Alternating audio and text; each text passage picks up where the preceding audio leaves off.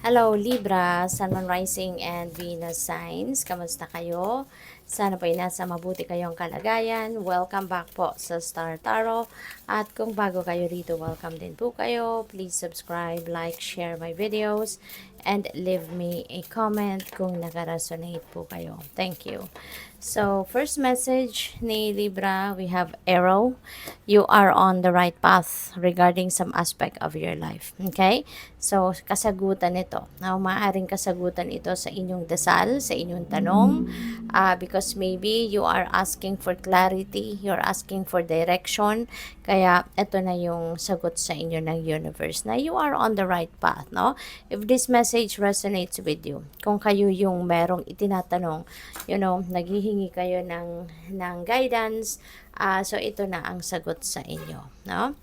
So, what else? We have in need of help, assistance, and guidance. So, probably kayo din ang nangangailangan ngayon ng tulong. Maybe you are in need of help in any way, shape, or form.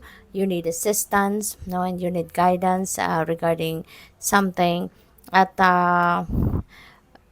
kung kailangan ninyo na, alam mo yun, merong tao na tutulong sa'yo, you need to reach out. You need to reach out to them kasi hindi rin naman nila malalaman, 'di ba? Kung ano yung concern mo, kung anong kailangan mo, kung kailangan mo ng tulong if you are not also going to ask for help, 'di ba? Kung hindi mo rin sasabihin yung gano'n. Kaya importante din na mag-ano ka, ikaw yung lumapit, no? Sa kung sino man sa tingin mo ang mapagkakatiwalaan mo. Okay?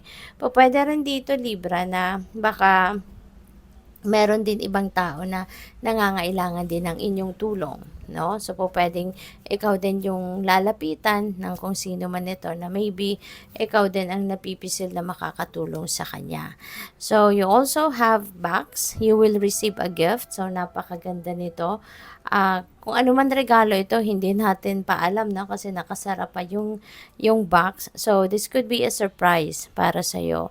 So, pwedeng tangible gift ito. Pwedeng material na bagay, pera, ganon.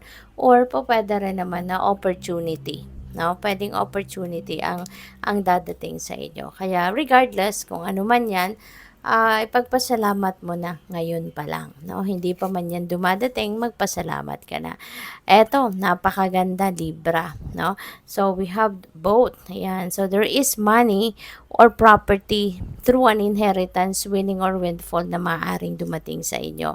So, pwedeng pera, pwedeng lupa, merong magbibigay sa'yo, pamana siguro, lupain, bahay, or kung anumang property, or pwedeng manggagaling sa panalo. No, baka mananalo kayo sa mga game of chance kung kayo'y tumataya. Or there could be a windfall of money na dadating. So, napakagandang regalo. No, maaring isa ito sa mga magiging regalo ng universe para sa iyo. Kaya, i-align mo na yung inyong energies, yung thoughts, feelings, and emotions ninyo with these energies, no? Dahil napakaganda nitong mga blessings na dadating sa inyo. So, para hindi ito maunsyami or para hindi ito hindi ninyo ito masabotage, you need to align your energies with this. Alisin nyo na yung mga negativity, sa sarili ninyo para na ma-magnetize ninyo ang mga magagandang blessing na ito na paparating. Okay? So, tignan natin kung ano pa ang mga messages para sa iyo. And I would like to say thank you for subscribing. And if you haven't subscribed yet, subscribe na po kayo. And also, maraming salamat din for not skipping the ads. Malaking bagay po yan sa akin. I appreciate your time and support. And please click the join button din po sa baba ng video kung gusto din po ninyo na mag-member sa channel. So, there is loan denied. Ayan, toxic work environment at interview. Ayan, so, siguro may in-applyan ang iba sa inyo, Libra, baka may in-applyan ng iba na loan at na-deny kayo. And you know why? Alam mo naman, 'di ba? Alam naman nating lahat, we're all aware of that, na kung ano man yung hindi binibigay sa'yo, it's because it's either hindi yan para sa'yo or hindi yan makakabuti para sa'yo, 'di ba? Or talagang hindi yan kumbaga iniiwas ka, 'no, ng divine universe, 'no, na mapunta ka sa isang sitwasyon na pagsisisihan mo lang, na ikakasira mo, yung mga gano'n. So, maaari na kung ano man ang pera, 'no, however or, whatever the amount may be na maa-approve sa'yo kung na-approve kayo dito, maaaring hindi rin yun sasapat sa kailangan mo or maaaring hindi yun makakabuti para sa'yo, yung gano'n. Kaya 'wag na kayong mag-alala, 'wag kayong malungkot, 'wag kayong, um, magalit or ma-upset, because it's not for you. Hindi yan for your best interest. And there is something else, no? Kung kaya kayo nag-loan kasi siguro kailangan ninyo ng pera for whatever purpose that is, But, dininay sa inyo because it's not for you. Hindi yan ang best, hindi yan makakatulong sa iyo sa ngayon or hindi yan ang best na solusyon sa kung ano ba ng pinoproblema ninyo, and rest assured that the divine is going to give you kung ano ang kailangan mo, okay, kung ano yung need mo, that will be met now, at maaaring hindi galing sa loan, maaaring ito. 'Di ba? Bakit ka pa bibigyan ng loan, i-a-approve sa loan, mag-i-interest ka pa, samantalang baka merong dadating na pera sa inyo na hindi mo nababayaran, 'di ba? Hindi mo na inutang, yung gano'n, 'no? So, maybe gano'n ang ganap, but only God knows, 'di ba, kung ano ang rason niya. But anyways, your next message ninyo is toxic work environment. Ayan. So, maaari na since we also have interview dito, baka nag-apply ka ng bagong trabaho, maaaring meron kang in-applyan na bagong kumpanya or bagong opisina because maybe may bala kang umalis na doon sa dati mong trabaho or sa kung ano man kung ano mang kumpanya or opisina ang pinagtatrabahuan mo sa ngayon, maaaring ikaw ay nagbabalak na umalis diyan kaya ka naghahanap ng bagong employer. Kaya ngayon, maybe you are going to be interviewed or maybe na-interview ka na, yung gano'n, ano? So, good luck sa iyo dyan kasi may maaari, no, na very toxic na to para sa'yo. Maaring hindi ito na nakakabuti sa'yo kung nasaan ka man nagtatrabaho. Maybe it's very toxic, no? Hindi lang physical na toxic talaga ang environment, maaring pati yung mga kasama mo, toxic din kasama, puwedeng gano'n.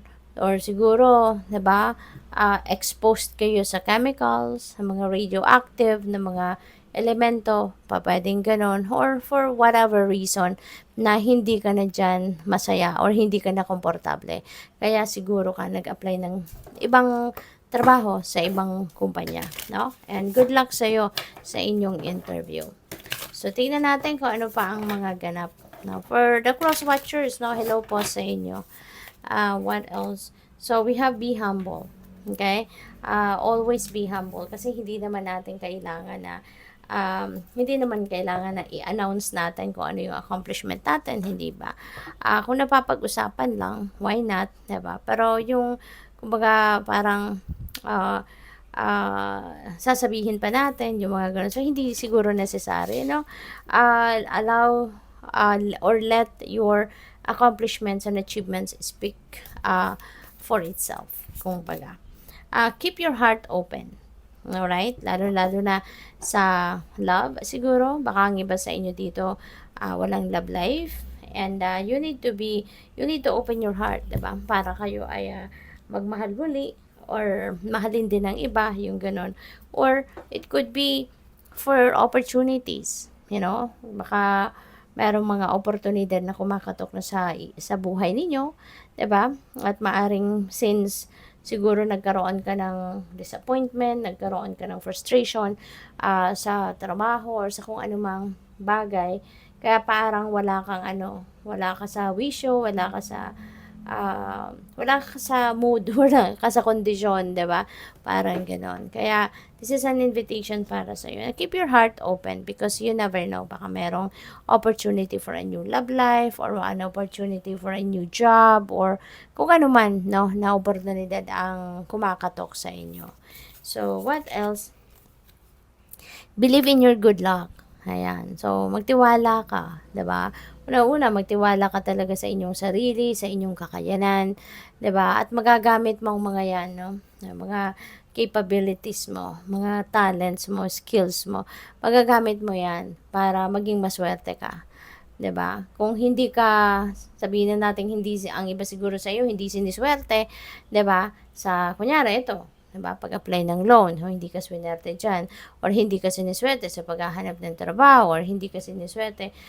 Kung hindi mo mahanap yung swerte, 'di ba, sa outside world ninyo, then make your own swerte. You can do it, 'di ba? You can create. If you can find opportunities in the outside world, then make an opportunity for yourself.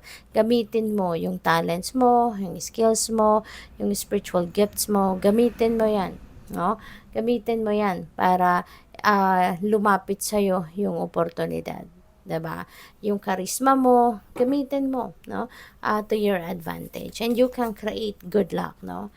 In yourself. So, cool your emotions. Huwag kang magagalit or iwasan ninyong magalit, 'di ba? Kalma lang, 'di ba? Kung mayroon mga kunyari, mga ah, nagpapainit ng ulo mo, so as much as possible, kontrahin mo agad 'yon kung kaya mo namang pigilan, 'di ba? Kung kaya mong pigilan ang inyong nararamdamang galit, pigilan ninyo as much as possible para din naman 'yon sa ikakabuti ng inyong pakiramdam, 'di ba? So, good luck sa'yo.